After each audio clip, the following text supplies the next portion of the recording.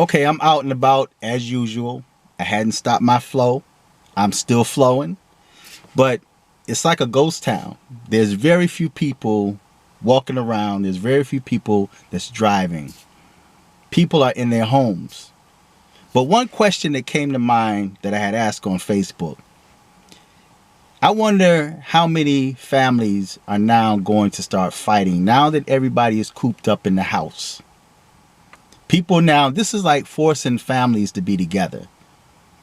And there's going to be only two outcomes. Either you guys are going to be creative, come together, support each other, build that family bond, become stronger, or you're going to drive each other's crazy. You're going to drive each other crazy. You guys are going to fight. You're going to hurt each other. The police is going to be called. And in many cases, they're not even going to respond because of this so-called pandemic. Now, this pandemic or so-called pandemic reminds me of the sanctuary cities. Every state, or there's certain states that agreed to having the sanctuary cities.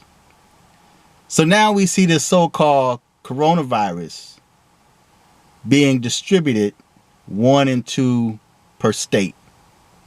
Gives them enough power or leverage to say, okay, we got one confirmed case, so now it's time to shut everything down. Everybody get in your house. Movie theaters shut down. Health clubs shut down. Businesses shut down. Schools are closed. But you can come out and we can give your kids some free food. But that's shut down. So this is like a sanctuary city. Again, I have my thoughts and opinions regarding this so-called coronavirus. Because even I was talking to my mom yesterday.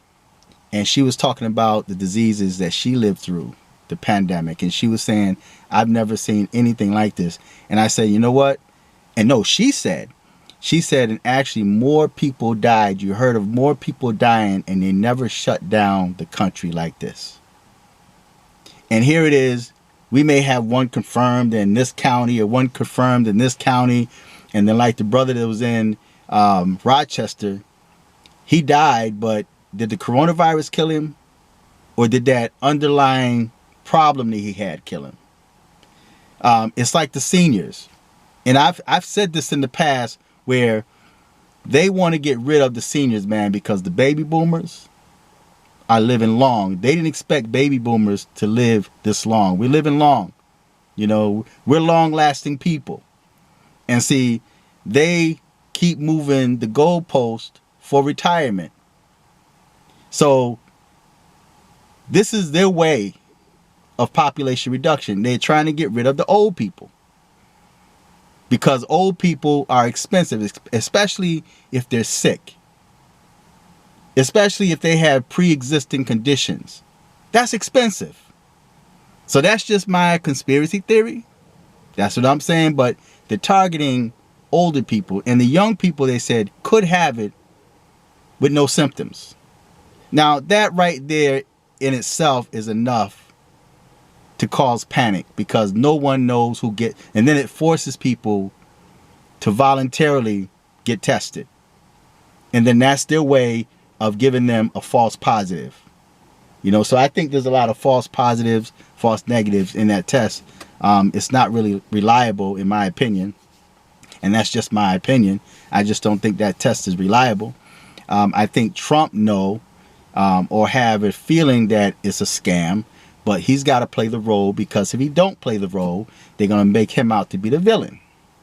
Oh, he's underplaying that. He don't believe it. And he this. So Trump's got to say, okay, all right, I'll give you what you want. I always felt there was going to be a pandemic. You know, so I don't know. And it's just crazy. It's just crazy. Oh, and one thing before I end this video, because I didn't have intentions on making this video. I just stopped to make it. But remember Kim Jong-un back in December threatened America with a Christmas gift. And they thought that that Christmas gift was him firing off a missile, testing a missile. I don't know how that would be a Christmas gift to anyone. Even if he threatened us to do a test, I don't think he would have said, I'm going to send you a Christmas gift. So then the media was trying to figure out what that Christmas gift was. Never happened. Then they started printing, oh, it never happened. We never got the Christmas gift, and we thought that he was going to fire off some missiles. And then now the coronavirus. I don't really hear, and correct me if I'm wrong, but I don't really hear of any cases in North Korea. Do you? I hear them in different parts of the globe, but not North Korea. North Korea is pretty quiet. So could this be Kim Jong-un's Christmas gift? Although they're saying it's coming out of China. Now, of course, I have my thoughts regarding China because of Trump's pressure that he's putting on China.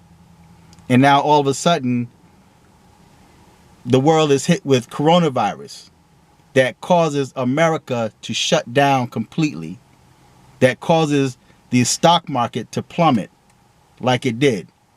So this is the battle. We're in war right now. This is a different type of war. It's silent, and I'm sure that there's some top secret stuff going on in the White House that no one knows anything about. And that's why they're now quick to give that stimulus package to each American, right? Or American adult. So I'm keeping my eyes open. I'm watching. I'm not going to be fooled by what's going on. I usually have a pretty good judgment, you know. My discernment is superb. It's excellent. And usually when I feel something, when I know something beyond the shadow of a doubt, I know it. And I'm not going to say I don't know how I know it. I've always had this gift and this talent to just know, right? So once I know something, once I feel something in my bones, in my spirit, then I stick with that. Sometimes I won't say nothing. I'll keep it to myself. And then it would end up coming out in my dreams and my visions, right? And I dream a lot, you know. I've had that since I was a child. You know, I dream things before they take place. There's warnings that I get in my dream, you know, and when I feel the need to speak on it, I'll speak on it. So I'm going to put that dream channel, and I put it in the description box before, but I'm going to put a link to that dream channel in the bottom, and you guys go there and subscribe on YouTube. But usually when I feel something, you know, and because if I thought this was a real threat, of course, naturally, we're going to secure ourselves. We're going to take care of ourselves, and we're going to protect our families.